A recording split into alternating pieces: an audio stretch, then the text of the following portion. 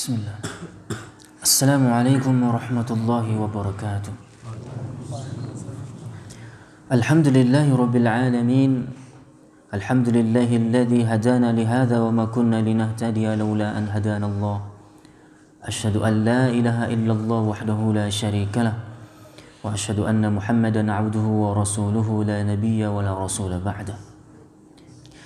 Saudaraku yang dirahmati Allah, sama-sama di dalam kajian yang singkat ini kita simak, kita ambil pelajaran nantinya juga dari hadis yang sahih yang telah dinukilkan oleh penulis Imam An-Nawawi rahimahullah, di mana beliau Imam An-Nawawi rahimahullah pernah ataupun membuat salah satu penjudulan di dalam kitabnya ataupun satu bab dalam kitabnya ini, bab ke-14, yaitu tidak berlebih-lebihan dalam ketaatan ataupun dalam hal apapun. Jadi apapun yang namanya berlebih-lebihan, berboros-borosan, ghulu bahasa lainnya juga, sudah melampaui batas yang telah diatur oleh syariah. Nah, ini adalah perkara yang sangat dilarang dalam Islam. Jadi ada satu bab yang ditulis oleh beliau, yaitu tidak boleh berlebih-lebihan dalam ketaatan. Tidak boleh kita paksakan diri kita ketika kita tidak mampu melakukannya, ataupun sudah melakukan sesuatu yang tidak lagi sesuai dengan kewajaran, itu maksudnya. Dan ini juga pernah terjadi di zaman Rasulullah pada sahabat, yang sampai-sampai sahabat ini ditegur oleh Rasulullah SAW. Ada sebahagian mereka yang ingin mengalahkan Nabi dalam beribadah, sehingga mereka harus berlebih-lebihan. Seperti mereka misalnya ketika dilihat Rasulullah SAW berpuasa namun berbuka, dia berpuasa tapi nggak mau berbuka misalnya. Ya, ini yang dimaksud oleh hadis ini, oleh hadis yang akan kita bacakan nanti. Dia kira bahwa perbuatan yang demikian akan membuat dia lebih mulia nanti dari Nabi. Nabi berpuasa, ada sahur, kemudian nanti berbuka. Nah, dia berencana untuk mengalahkan Nabi dalam berpuasa. Dengan cara bagaimana? Dia nggak bersahur, dia berpuasa, kemudian nggak mau berbuka siang malam. 1 hari 1 malam penuh dia berpuasa. Yang ini seperti ini, kita sangka baik, ternyata itu malah tidak benar. Ada orang yang dia ingin mengalahkan Nabi pada saat itu. Dalam hal ini Nabi menikah. Nah, dia tidak mau menikah biar lebih hebat pada Nabi. Kemudian Nabi sholat malam, diawali biasanya dengan tidur lebih dahulu, istirahat lebih dahulu biar lebih fit, biar lebih khusyuk, biar lebih tenang, biar lebih nyaman nanti di saat melaksanakan sholat malam. Datang ini orang, dia tidak mau tidur semalam penuh, cuma untuk beribadah kepada Allah. Ini juga tidak dibolehkan. Ada yang sahabat dalam sebuah riwayat, dia tidak mau keluar dari masjid, beribadah, berzikir, bertadarus, tanpa lagi mempedulikan urusan istrinya dan anaknya, tidak mau cari nafkah misalnya. Dia tidak mau tahu dengan nafkah, dia tidak mau tahu dengan bekerja. Yang demikian nanti dengan asbab kerja itu, dengan izin Allah dia akan mendapatkan rezeki dari itu dan akan dinafkahi nanti untuk istri dan anaknya. Dia tidak mau tahu itu, yang pokoknya aku beribadah. Kan dengan zikir juga Allah kasih rezeki misalnya. Ya, ini ghulu. Ini sudah sangat berlebihan. Bahkan orang seperti ini pernah ditegur oleh Rasulullah SAW bahwa perbuatan demikian tidak benar. Nabi berpuasa dan juga berbuka, Nabi juga menikahi perempuan, Nabi sholat malam juga ada istirahatnya. Maka Nabi mengatakan, barang siapa yang enggan mengamalkan sunnahku, maka dia bukan golongan kami. Faman raghiba an sunnati falaysa minna. Barang siapa yang enggan mengamalkan sunnah yang seperti aku praktekkan, maka malah dia ingin mencoba melakukan sesuatu yang tidak pernah diajarkan oleh Rasulullah, maka dia bukan golongan kami. Walaupun kita sangka kayak baik tadi namun itu ternyata tidak dibolehkan. Jadi aturan syariat sudah ada.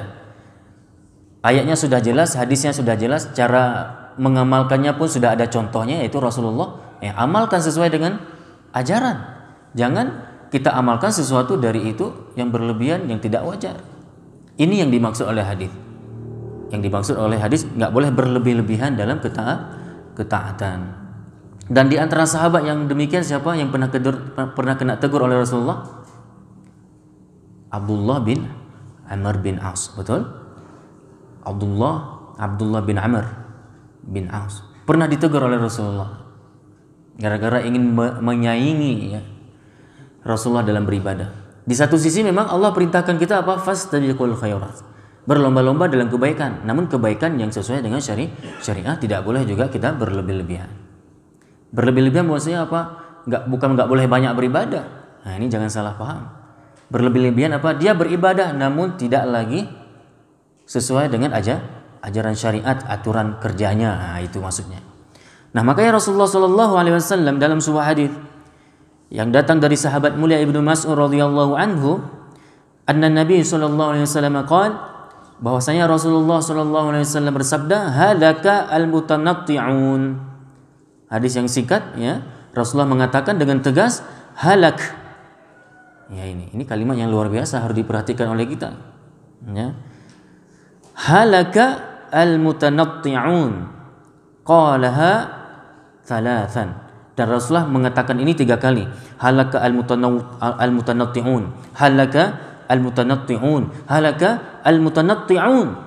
3 kali Rasulullah ulanginya. Apa itu maknanya?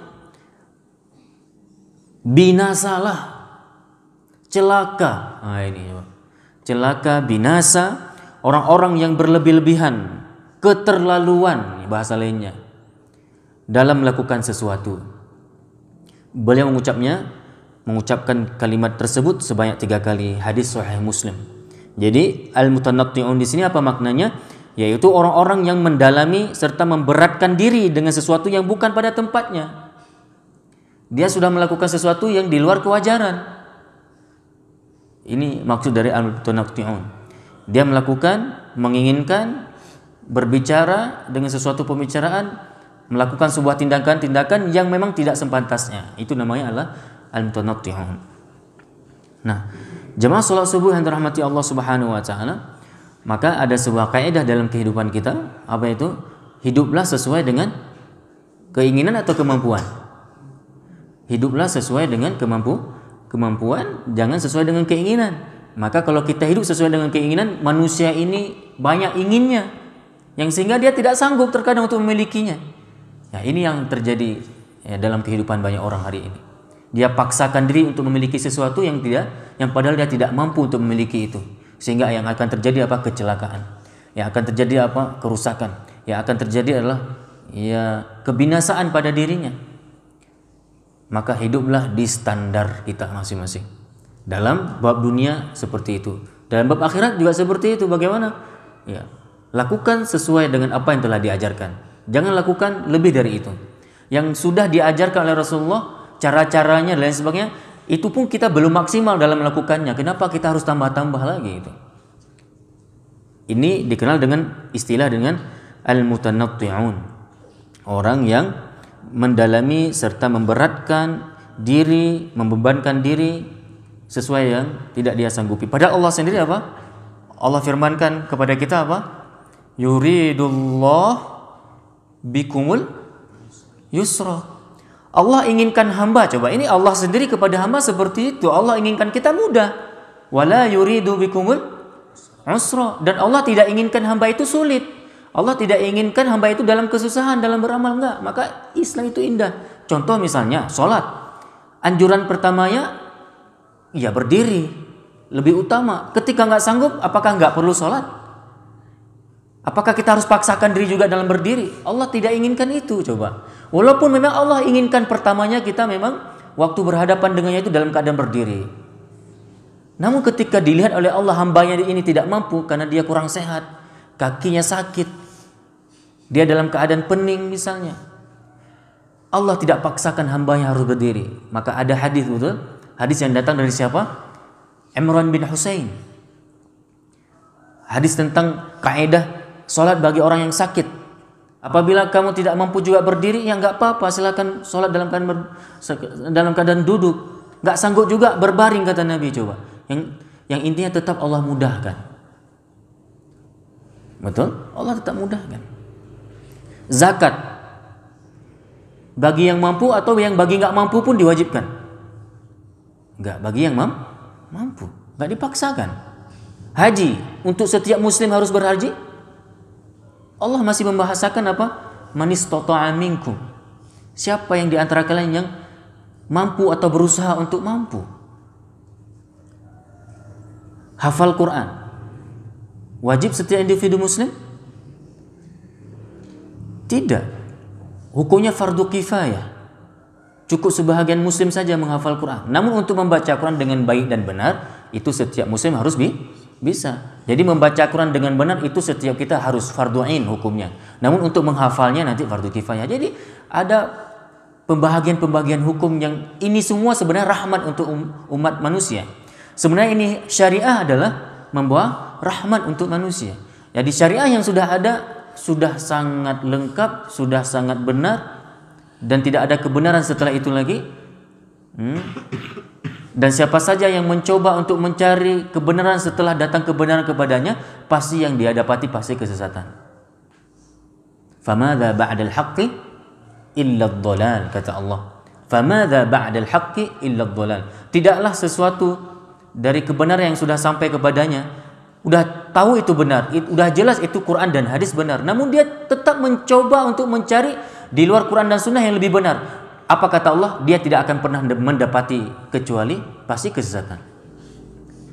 Nah, saudaraku yang dirahmati Allah Subhanahu wa taala, kembali kepada pernyataan Rasulullah tentang mereka-mereka yang dikenal dengan al-mutanatti'un, orang yang suka berlebih-lebihan, yang hidup tidak sesuai dengan kemampuan, ya, yang dia suka berboros-borosan dalam hal duniawi, berlebih-lebihan dalam bab dunia, dan bahkan juga dilarang dalam ketaatan. Nah, kebinasaan adalah akhir bagi orang yang suka berlebih-lebihan. Pasti binasa. Orang yang berlebih-lebihan pasti akhirnya nanti rusak. Berlebih-lebihan dalam makan misalnya. Makan boleh enggak? Kan boleh makan. Bahkan bisa jadi ibadah itu makan kalau kita niatkan untuk ibadah. Berpahala. Memberi makan dapat pahala sedekah. Makan, kalau kita makan dengan cara Islami, kita akan dapat pahala dari situ juga. Namun ketika kita makan berlebih-lebihan sampai terlalu kenyang misalnya, nah itu kira-kira apa yang akan dia dapati nanti? Dia tidak akan menyehatkan, betul? Bahkan akan membuat dia sakit-sakitan. Nah itu. Dan begitu juga yang lain-lain sebagainya. Jadi sesuatu yang sudah berlebihan itu biasa akan membawa akhir dari perbuatan tersebut itu yang adalah kebinasaan. Ya. Nah, ingat bahwa berlebih-lebihan ini bisa ditindakan perbuatan dan juga bisa di perkataan dan ucapan. Dalam ucapan juga nggak boleh kita berlebih-lebihan. Yang biasa-biasa aja. Jangan terlalu dipaksa, jangan terlalu kita berlebih-lebihan dalam mendoktrin, memberi dogma-dogma kepada orang-orang yang kadang dia tidak mampu, tidak sanggup menerimanya, karena beda-beda orang, beda-beda cara nangkapnya, kualitas, kapasitasnya, potensinya beda-beda. Maka Rasulullah dalam hadis yang lain bersabda apa? Khatibun nas biqadri uqulihim. Atau kama qala Rasulullah SAW, hendaklah engkau berbicara dengan manusia sesuaikan dengan akal mereka masing-masing. Dengan anak-anak bagaimana cara ngomongnya. Dan orang tua, ada orang tua terkadang dia kurang nangkap bagaimana cara ngomongnya. Itu diatur oleh syariat. Jangan kita paksakan. Takutnya nanti capek kita ngomong panjang, lama, terlalu tinggi, ternyata nggak paham juga orang yang mendengar ucapan kita ini gitu. Maka kata Nabi apa? Hendaklah engkau ketika berbicara sesuaikan dengan kadar daya tangkap orang itu. Ya. Jangan sesuaikan dengan kita, sesuaikan dengan orang itu. Yang penting kebenaran tersampaikan dan terpahamkan. Gak boleh berlebihan juga. Maka dalam hal ini para ulama mengatakan apa? Al-mutanatti'un ini bisa berlebih-lebihan dalam melakukan sebuah amalan, tindakan, dan juga bisa dalam ucapan. Maka dalam Islam juga ada hadis tidak boleh kita membunuh dengan cara berlebihan. Kalau memang kita harus membunuh dia karena alasan syar'i, enggak boleh kita menyiksa. Ada enggak hadisnya? Ada hadisnya. Enggak boleh kita menyiksa. Kalau memang harus dieksekusi mati, sekali tembak mati lebih bagus. Kalau memang harus dipenggal lehernya, sekali penggal harus selesai. Tidak boleh sampai kita melakukan mutilasi. Betul? Cincang-cincang badan orang. Ini terjadi sama orang-orang hari ini. Nah, ini orang pasti berlebihan juga dalam bertindak. Padahal itu jelas orang kafir misalnya. Namun kalau memang solusinya masih boleh didakwahi, dinasihati, itu lebih utama. Namun kalau memang udah nyerang, dia mengganggu, nah itu agama apapun kayaknya ya mengajarkan itu. Kita nggak boleh diam ketika apalagi agama yang dirusak, apalagi Al-Quran yang dihina, kita harus membela. Nah, namun nanti juga tidak boleh berlebih-lebihan.